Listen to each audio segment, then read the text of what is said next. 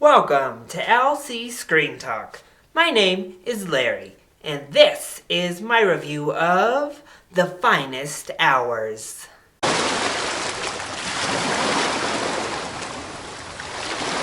The Finest Hours is the latest live-action Disney family film.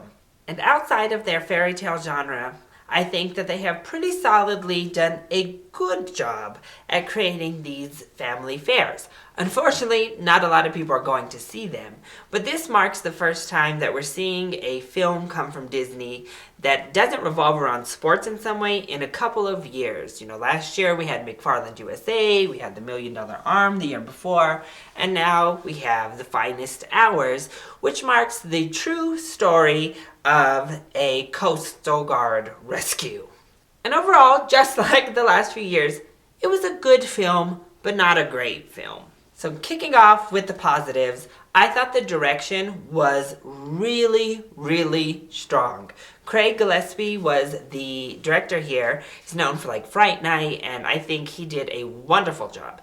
He made several unique, strong artistic decisions, from long takes to quick jumps to just scrolling up onto the scenery. It all was just very, very well shot, well directed. And the special effects team, wonderful. Everything that happens in the water looks fantastic. Not for one moment do you think, wow, this looks like a computer generated effect.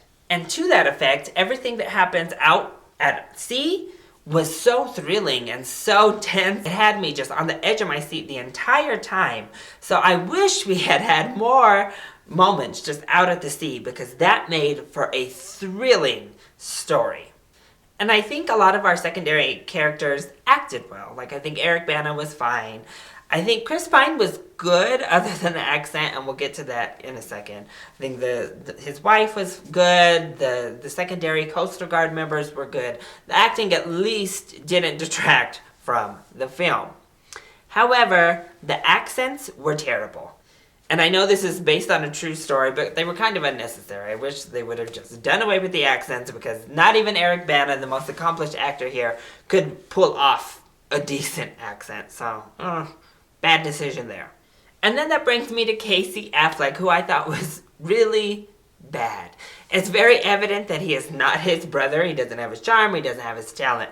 Because he was just like a block of wood throughout the entire movie. I thought his acting was pretty terrible. And as good as the directing was, it still had a very Disney stamp on it. We have a framing device of a love story that I almost wish was completely done away with. It served almost no purpose, and the first 10 minutes or so are pretty cringeworthy when we're following our main character through basically his first date. It was just really awkward and bad, and it just showed that the director should be directing action sequences and not a love story. And this framing device of this romance was just, it pretty much served no purpose to the story. It would have been fine to see her as he came in and give a story about his life and include her in it in the montage, but I think literally the love story was there to make sure we had a female character.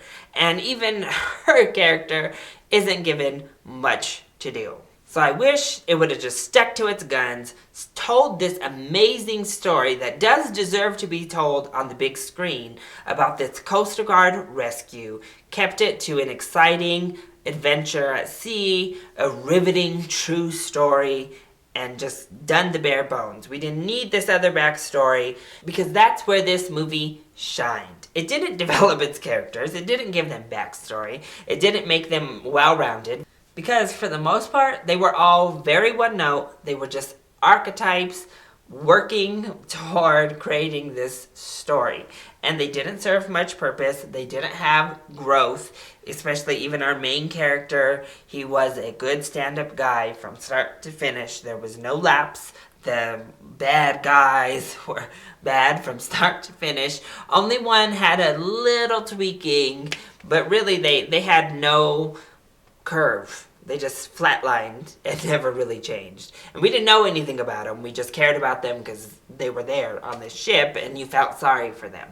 So why even bother with anything other than creating an awesome tale at sea? But I think this is actually going to be a crowd pleaser. So if you're interested in this, if you like feel-good stories, I say this is worth a matinee. So I give The Finest Hours a solid matinee. The special effects, the directing, and just the overall feel-good nature of the film make it worth seeing. You just don't need to see it at a full price ticket. So, that has been my review of The Finest Hours. I hope you enjoyed it. If you did, go ahead, click like down below, and subscribe to the channel so you are always up to date on our latest videos. Also, join in on the discussion. Are you excited to see The Finest Hours? And what is your favorite non-fairy tale Disney live-action film? Let me know either in the comment section down below or hit me up on Twitter. I love you all so much for your support. Mwah! Thank you for watching, and I'll see you next time.